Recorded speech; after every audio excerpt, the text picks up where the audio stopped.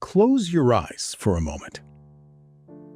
Not because you're tired, but because somewhere underneath all the noise, the deadlines, the messages, the pressure, there is a version of you that is completely still, completely clear, completely powerful. That version of you isn't gone. It's just buried. And today, we're going to find it. We live in a world that never shuts up. Your phone buzzes before you even open your eyes. Your inbox fills while you sleep. Your attention is pulled in 17 directions before you had your first cup of coffee. And here's the brutal truth. The modern economy is engineered for this. Platforms profit from your distraction. Algorithms reward your anxiety. The system works better when you can't slow down. So most people never do. They sprint through their days feeling productive, but accomplishing less. They stay busy, but lose direction. They do more and feel emptier.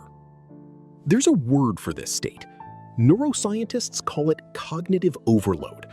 You might call it just being tired all the time. But here's what the research actually shows. The most successful people in the world, the best decision makers, the most creative thinkers, the most resilient leaders, share one quiet, underrated skill.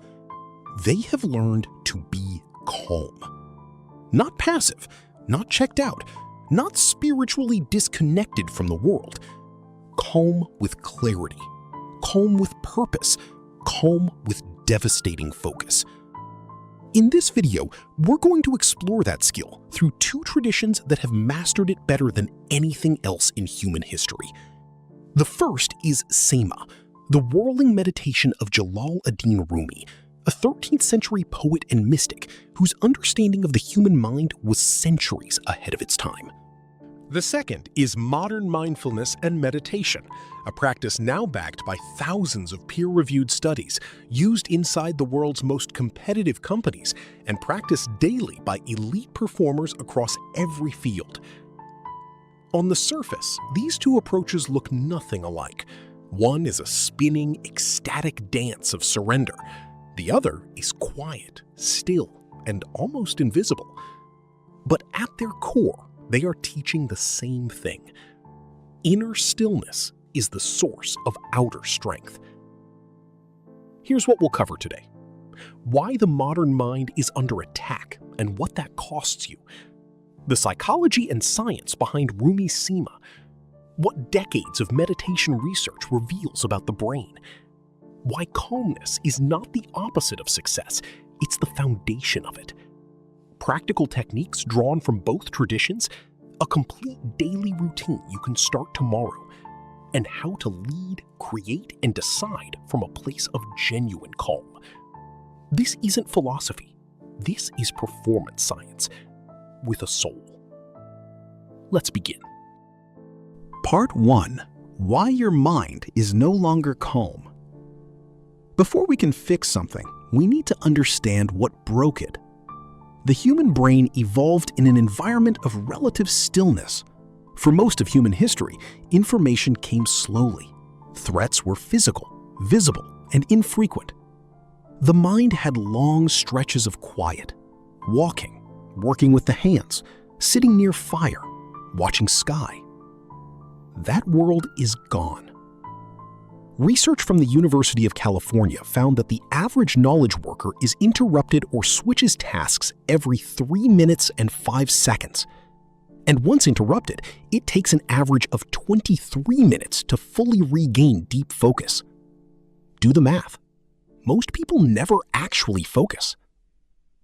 A 2011 study from the University of California, San Diego estimated that Americans consume roughly 34 gigabytes of information per day, more cognitive input in 24 hours than a person in the 1400s would encounter in a month.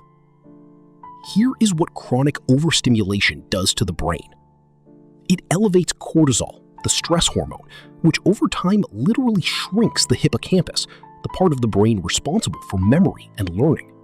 It enlarges the amygdala, the fear and threat center, making you more reactive, more anxious, and more likely to make decisions from a place of panic rather than clarity. It weakens the prefrontal cortex, the part responsible for rational thinking, long-term planning, and emotional regulation. In short, a chronically stimulated, never-resting mind becomes biologically less capable. This is why so many intelligent, motivated people feel scattered, why ambitious people burn out, why people who work 16-hour days sometimes produce less than people who work 6 hours with full presence. It's not a motivation problem. It's a nervous system problem. Rumi diagnosed this exact condition 800 years ago without fMRI machines or cortisol assays. He called it the noise of the ego, the restless, chattering mind that cannot be still, cannot listen, cannot receive. He wrote, "Silence is the ocean. Speech is the river. The ocean seeks the river only to purify it." Modern neuroscience says silence and stillness literally restore brain function. They were describing the same thing. Sima, what Rumi actually discovered about the mind. If you have seen a whirling dervish, you may have assumed it was ritual or religious performance or cultural tradition. It is all of those things, but it is also something more precise. Sima, from the Arabic word meaning listening, is a meditative practice developed within the Mevlevi order, the Sufi tradition Rumi inspired. And when you understand its structure, you realize it is a sophisticated psychological technology. Here is what happens during Sima. The dervish begins standing still, arms folded across the chest, the posture of ego, of the contracted self. Then, as the music begins, the arms unfold and open. The right hand rises toward the sky, the left turns toward the earth. The body begins to turn, slowly at first, then with increasing rhythm.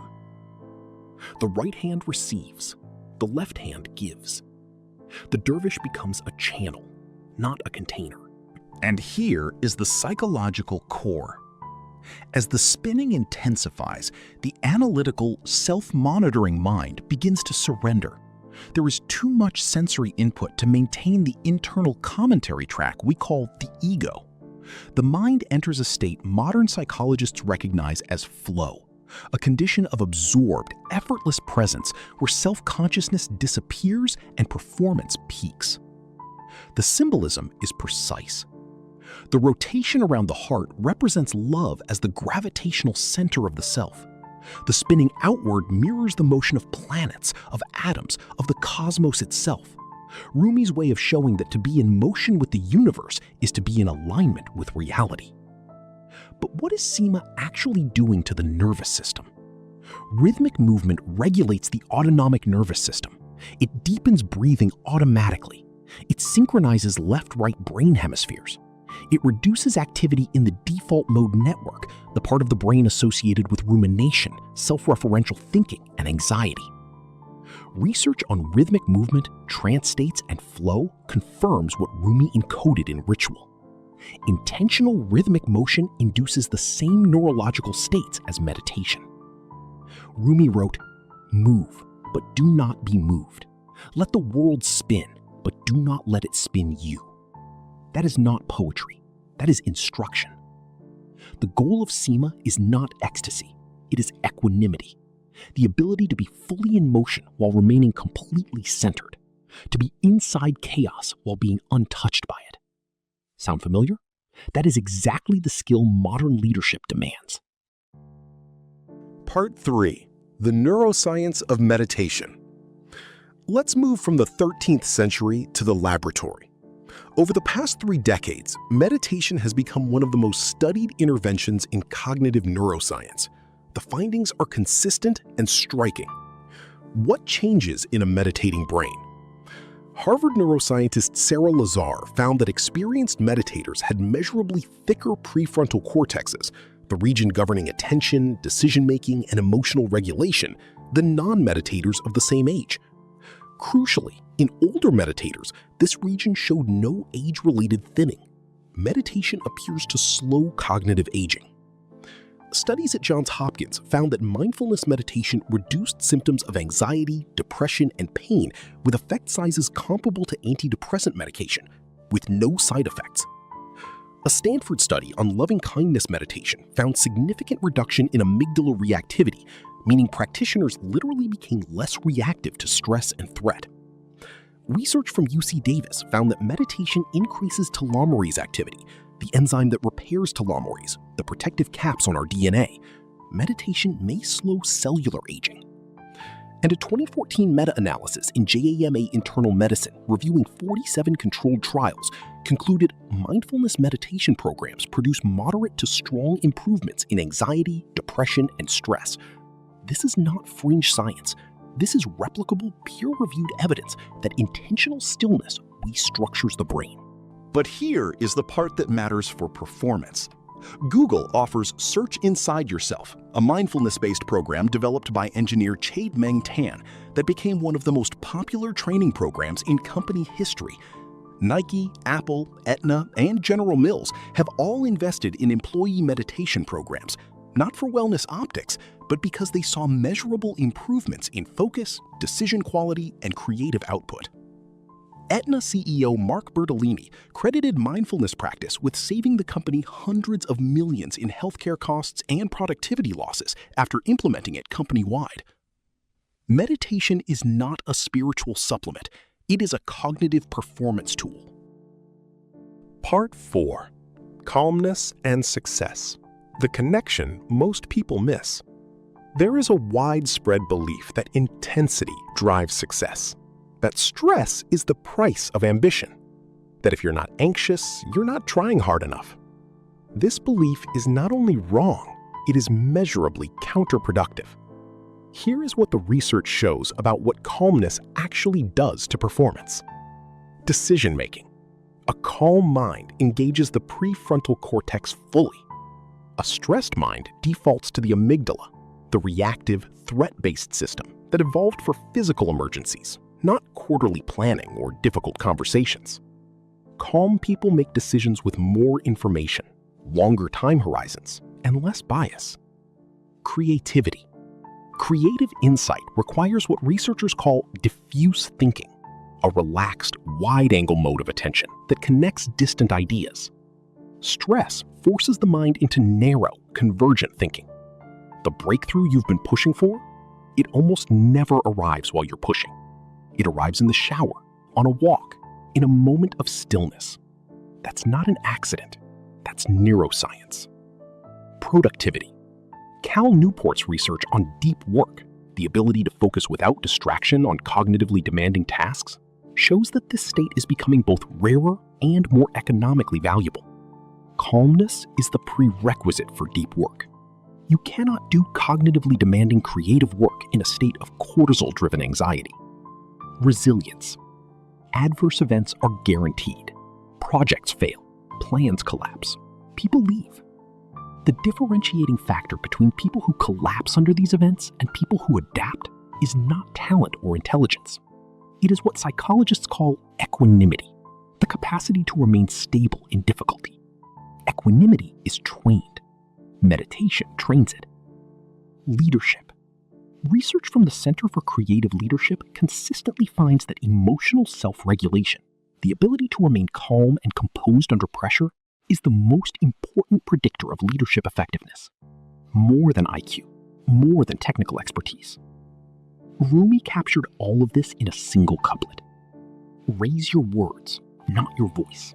It is rain that grows flowers, not thunder. Calmness is not the absence of power. Calmness is the power. You are not trying to stop thoughts. You are practicing the act of noticing and returning.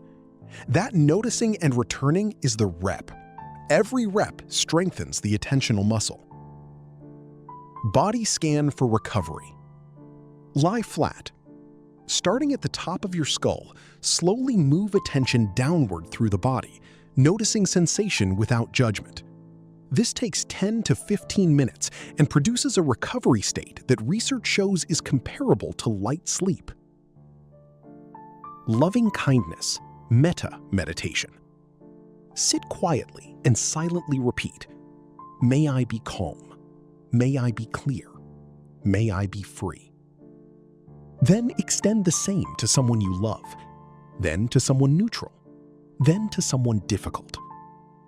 Stanford research shows this practice reduces implicit bias, increases generosity and social connection, and reduces symptoms of depression and self-criticism.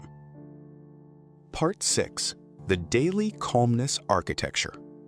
Individual techniques are useful. A daily structure is transformational. Here is a complete 10-minute morning practice you can start tomorrow. Minute 1. Arrive. Before picking up your phone, sit at the edge of your bed or in a chair. Plant both feet on the floor. Take one slow, deliberate breath. Notice that you are here, now, awake. That's all. Just arrive. Minutes 2 through 3. Breathe deliberately. Shift to intentional breath. Inhale slowly for 4 counts. Exhale for 6. The longer exhale activates the vagus nerve and initiates a parasympathetic response. Do this for 2 minutes. You will feel a physical shift. Minutes 4 through 5. Heart awareness. Place a hand on your chest. Feel your heartbeat. Breathe into it. This is Rumi's practice in modern form, centering the self around the heart rather than the restless mind. Minutes 6 through 7. Open observation. Remove your hand and sit with open attention. Notice sounds, physical sensations, any thoughts present. Don't engage with them, just observe. You are practicing the witness position, the part of you that watches the mind without being controlled by it. Minutes 8 through 9. Set intention. Ask yourself one question. What quality do I want to lead from today? It might be patience, curiosity, confidence, generosity. Name it. Hold it. Minute 10. One statement. Close with a single spoken or silent statement. Today I choose calm over reaction, clarity over noise, presence over performance. Then pick up your phone. This 10-minute sequence costs less time than most people spend on news headlines before breakfast and produces a fundamentally different neurological state for the hours that follow. Part 7. Calmness under pressure. Real-world applications. The practice is not for your meditation cushion. It's for the rest of your life. In difficult conversations, when someone says something that triggers defensiveness or anger, the amygdala fires before the prefrontal cortex can respond rationally. That delay, roughly 90 seconds, is where most damage is done. The Rumi pause interrupts that cycle. One breath before you speak is not weakness. It is precision. In creative work, when you sit down to write, design, code, or plan, and nothing is coming, resist the urge to scroll, to switch tasks, to do something easier. Instead, do 2 minutes of box breathing. Then sit with the blank page. The creative state requires a nervous system that is relaxed but engaged. Calm is the entry condition. In leadership, the calm person in the room is not the passive one. They are the most powerful one. When a crisis hits and everyone else is in reactive mode, the person who can breathe, assess, and respond rather than react shapes the outcome. That person becomes the reference point for the group. Calmness is contagious. So is panic. You choose which you model. In decision-making, before major decisions, build in a stillness buffer. Not a long one. Even 5 minutes of quiet, screen-free reflection before a significant choice reduces cognitive bias and increases decision quality. Many of the worst decisions in organizations are made in motion, under pressure, in meetings. The best decisions are often made in the space between. Conclusion. The quiet revolution. The world will keep getting louder. The platforms will keep getting more addictive. The notifications will keep multiplying. The pressure will keep building. And somewhere in that accelerating noise, there will be 2 kinds of people. Those who are swept along by it, and those who know how to return to center. Rumi was not teaching a religious doctrine when he spun in those ecstatic circles in 13th century Konya. He was demonstrating a psychological truth that his era had no scientific language for. The person who can be fully in motion while remaining fully centered, that person cannot be broken. Modern neuroscience has now given us the language and the evidence and the tools. But the invitation is the same as it has always been. Go inward. Not to escape, not to retreat, not to detach from ambition or life or the people you love, but to find the place inside you that is already calm, already clear, already capable of more than the noise is allowing you to access. When your mind is calm, you think better, you decide better, you create better, you lead better, you live better. The calmer the mind, the stronger the person. Protect your stillness. Train it the way you train anything worth having, consistently, seriously, and with the understanding that it will change everything. Because it will.